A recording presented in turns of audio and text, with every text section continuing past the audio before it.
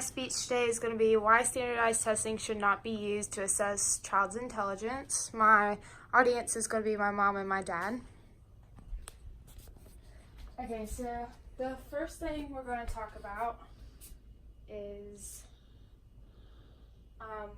why this is such a hot topic in schools. So, number one, there's fairness, and the fairness is because a lot of people think that it's fair that if all children take the same test, that they're all being tested on the same thing in the same way, and that is going to make it fair for everybody.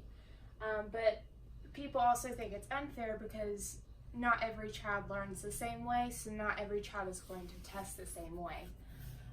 As for time, it's easier with time because everybody's just taking a test. Usually they have times on these tests, so they're not being treated like you can take this test all day and finish tomorrow. It's more of you got an hour to finish this. If you can't finish it, oh well. And there is a set grading system, so you can say, well, you got an A on this and you got a B on this, and it's easier to say that than to be tested in one way than the other. So the next thing we're going to talk about is what are standardized tests. The definition is any form of test that requires all test takers to answer the same questions or a selection of questions from common bank of questions in the same way and is scored in a standard manner, which makes it possible to compare the relative performance or individual students or groups. These tests include the ACT, SAT, and the WEST test.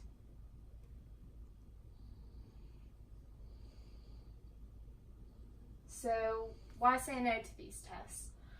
It causes a lot of stress in kids, elementary through high school. They think that we have to take this test the next day. If we don't do good, then it's going to make our school look bad, it's going to make our state look bad, it's going to make me look bad. And these tests are reflected, especially the SAT and the ACT in college, and those scores can help you get into colleges, and that causes a lot of stress in students. Another way or why we should say no is the inability to correctly assess knowledge based on specific students.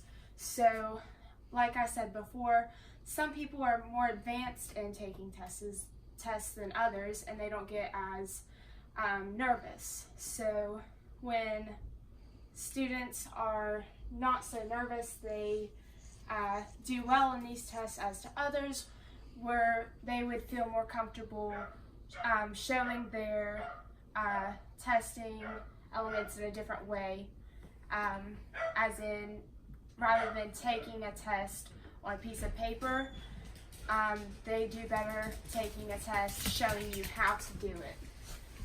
And this also stifles creativity, so we're not promoting creativity in the students, having them think their own ways.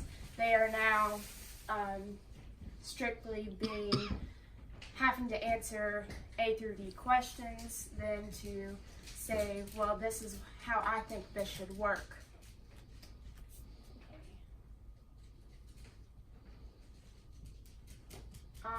So the next part is new ideas. So instead of taking these tests, there's some different ways that we could reinforce this testing procedure, and that's to ask students which way they think they would best show their knowledge. So do they think that taking a test would be the best way to show their knowledge, or do they think that showing them how they do it in a different way is going to show their knowledge the best? And assess children individually instead of majority. So this is going to take a lot more time in schools, and this is another reason why this is another reason why schools don't like to do it, because this is going to take a whole lot more time doing individual testing with students one-on-one than to do a majority handing out papers and giving it to a whole class at one time. These tests are outdated and inconsistent. We have new technologies today that we can use computers, we can use all kinds of different technology to show different ways of testing, and it could be a whole lot better than just marking answers on a paper. And it's inconsistent. Kids have bad days.